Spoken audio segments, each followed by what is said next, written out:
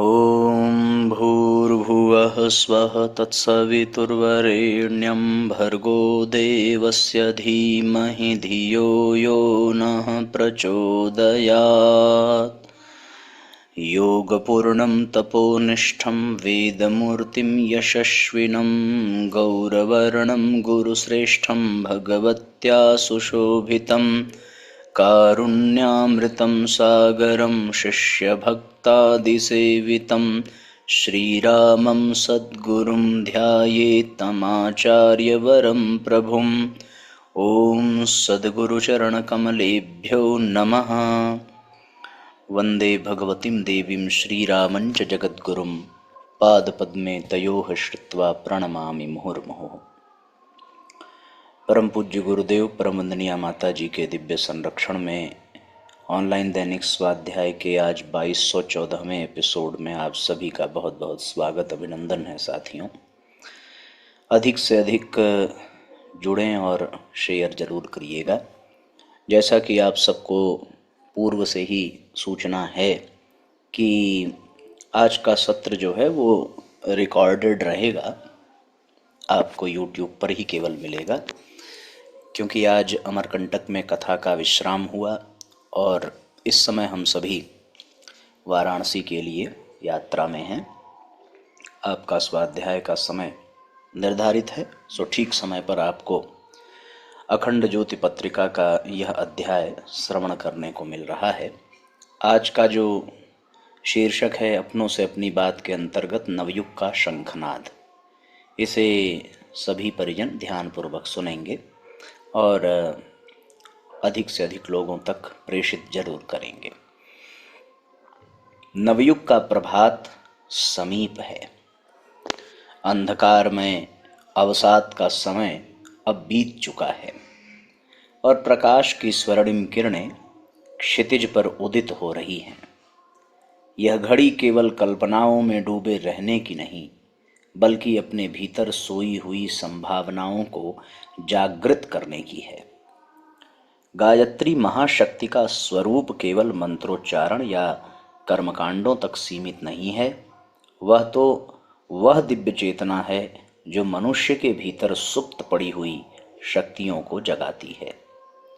जब आत्मा की सामर्थ्य प्रकट होती है, तब व्यक्ति सीमाओं को लांघकर असाधारण बन जाता है और अपने जीवन तथा समाज दोनों के उत्थान का साधन बनता है। आज की मानवता के सामने सबसे बड़ी आवश्यकता है सच्चे विवेक की, प्रखर मन की और सुदृढ़ चरित्र की। जब यह त्रिवेणी जागृत होती है तो समूचा जीवन एक साधना, एक तप और एक सतत यज्ञ का रूप ले लेता है। यही नए युग का शंखनाद है। युग परिवर्तन का स्वरूप बाहरी परिस्थितियों तक सीमित नहीं है। यह अंतःकरण की शुद्धि और सामाजिक चेतना के पुनर्जागरण से घटित होता है। जब व्यक्ति अपने भीतर के अंधकार को दूर कर लेता है, तभी जगत में प्रकाश का संचार संभव होता है। मानव इतिहास इसका साक्षी रहा है कि जब भी समाज निराशा, असंतुलन और अव्यवस्था से ग्रसित हुआ है, तब युग पुरुष, प्रज्ञावतार और महान विभूतियां अवतरित होकर मानवता को नई दृष्टि, नई शक्ति और नई दिशा देती रही हैं। आज के समय में गायत्री शक्तिपीठ इस महायज्ञ की धूरी है। यहाँ से केवल उपदेश ही नहीं, बल्कि जीवन जीने की कला सिखाई जा रही है। यह वह प्रयोगशाला है जहाँ आत्मनिर्माण और समाज निर्माण की ज्योति निरंतर प्रस्फुटित होती रहे। गायत्री मंत्र केवल ध्वनि नहीं, बल्कि दिव्य ऊर्जा है। ऐसा महामंत्र जो मानव मन, प्राण और चेतना का रूपांतरण करता है। जब यह ऊर्जा जन जन में प्रवाहित होती है, तब असंख्य जीवनों में क्रांति आती है और राष्ट्र पुनः अपनी गौरवमयी परंपराओं के शिखर पर प्रतिष्ठित होता है। आज का आह्वान स्पष्ट है। हम सबको अपने भीतर की सुप्त शक्तियों को जगाना है। अपने जीवन को आदर्श बनाना है और अपने समाज को सतपथ की ओर ले जाना है। आत्मशक्ति का यह जागरण ही युग निर्माण की नींव है। यह केवल एक आंदोलन नहीं बल्कि एक आध्यात्मिक क्रांति है। जब प्रत्येक व्यक्ति अपने भीतर प्रज्ञा शक्ति और करुणा को जगा लेगा, तब नए युग का सवेरा होगा। सत्य, सद्भाव और उज्जवल भविष्य का युग। समय निरंतर गतिमान है और इसी गति में परिवर्तन की नई लहरें उठती रहती हैं। सूर्य का उदय हर सुबह हमें यह संदेश देता है कि जीवन ठहराव का नाम नहीं है बल्कि निरंतर नवीनीकरण का प्रतीक है। ऋतुओं का आवागमन, दिन रात्रि का क्रम, जन्म मरण की प्रक्रिया, ये सब सिखाते हैं कि परिवर्तन ही सृष्टि का शाश्वत नियम है। इसी व्यवस्था में जो मनुष्य अपने आप को ढाल लेता है वह प्रगति की ओर अग्रसर होता है। आज की परिस्थिति में इसी सत्य का उद्घोष कर रही है। मानवता एक ऐसे मोड़ पर खड़ी है जहां उसे अपने भीतर से उठ खड़ा होना होगा।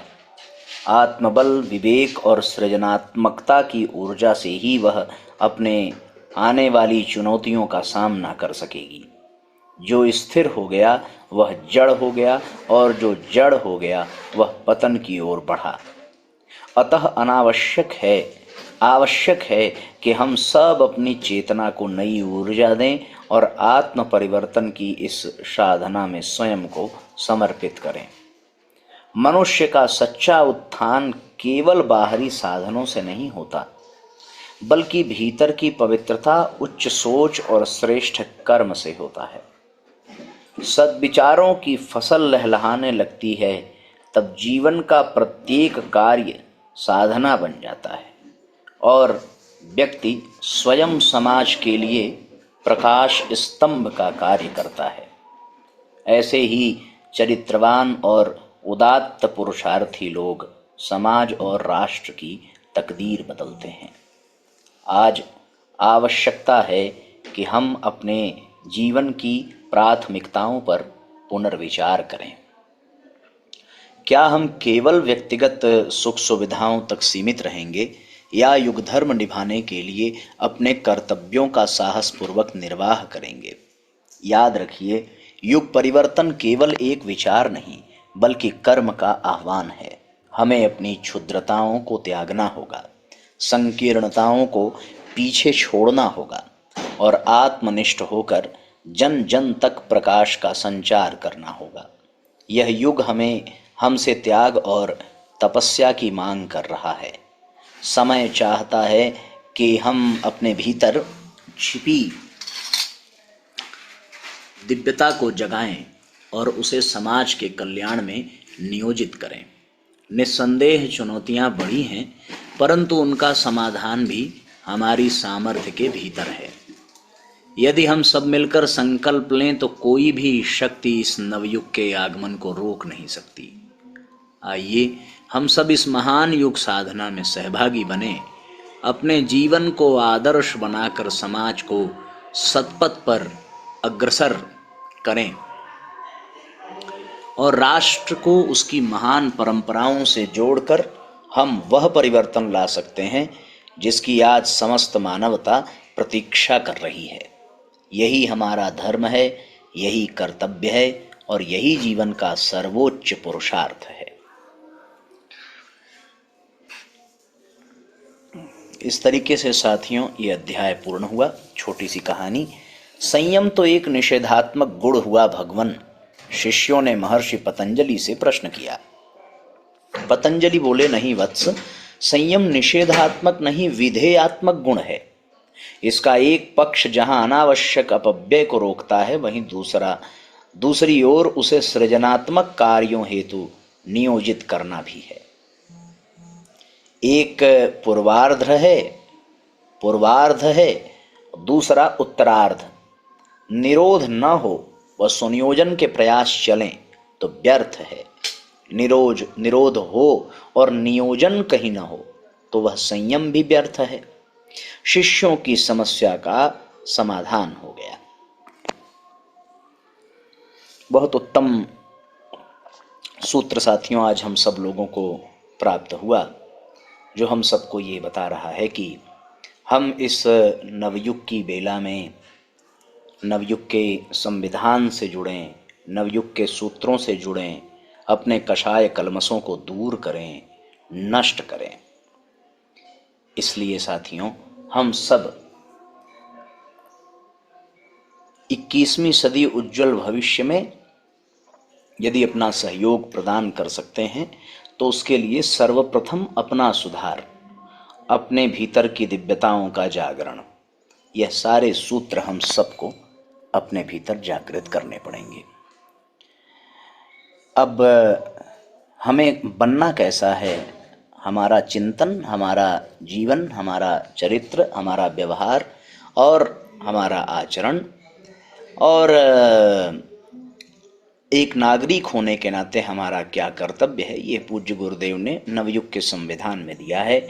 आइए उसको पढ़ें, तत्पश्चात गायत्री महामंत्र का उच्चारण करते हुए सत्र को विश्राम देंगे। आज के स्वाध्याय को यहीं पूर्ण माना जाए।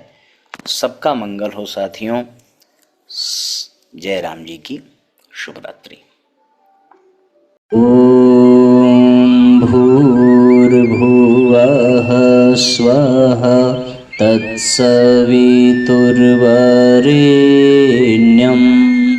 भर्गो देवस्य धीमहि धियो यो नः प्रचोदयात्। हम ईश्वर को सर्वव्यापी न्यायकारी मानकर उसके अनुशासन को अपने जीवन में उतारेंगे।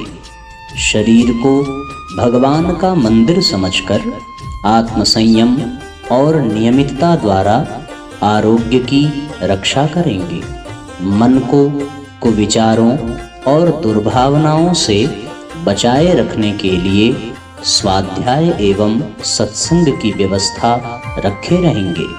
इंद्रिय संयम, अर्थ संयम, समय संयम और विचार संयम का सतत अभ्यास करेंगे। अपने आप को समाज का एक अभिन्न अंग मानेंगे और सबके हित में अपना हित समझेंगे। मर्यादाओं को पालेंगे, वर्जनाओं से बचेंगे, नागरिक कर्तव्यों का पालन करेंगे और समाजनिष्ठ बने रहेंगे। समझदारी, ईमानदारी, जिम्मेदारी और बहादुरी को जीवन का एक अविच्छिन्न अंग मानेंगे।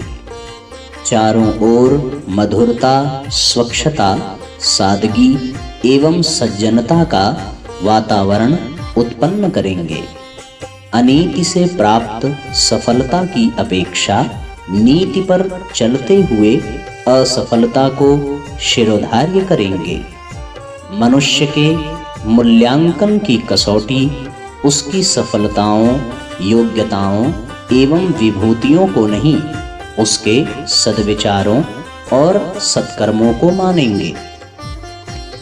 दूसरों के साथ वह व्यवहार नहीं करेंगे जो हमें अपने लिए पसंद नहीं। नर नारी परस्पर पवित्र दृष्टि रखेंगे।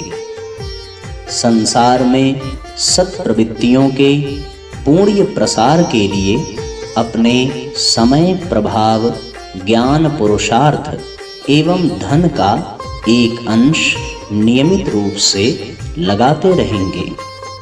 परंपराओं की तुलना में विवेक को महत्व देंगे। सज्जनों को संगठित करने, अनीति से लोहा लेने और नवसृजन की गतिविधियों में पूरी रुचि लेंगे। राष्ट्रीय एकता एवं समता के प्रति निष्ठावान रहेंगे। जाति, लिंग, भाषा, प्रांत, संप्रदाय आदि के कारण परस्पर कोई भेदभाव न बरतेंगे। मनुष्य अपने भाग्य का निर्माता आप है। इस विश्वास के आधार पर हमारी मान्यता है कि हम उत्कृष्ट बनेंगे और दूसरों को श्रेष्ठ बनाएंगे तो युग अवश्य बदलेगा। हम बदलेंगे, युग बदलेगा। हम सुधरेंगे, युग सुधरेगा। इस तथ्य पर हमारा परिपूर्ण विश्वास है।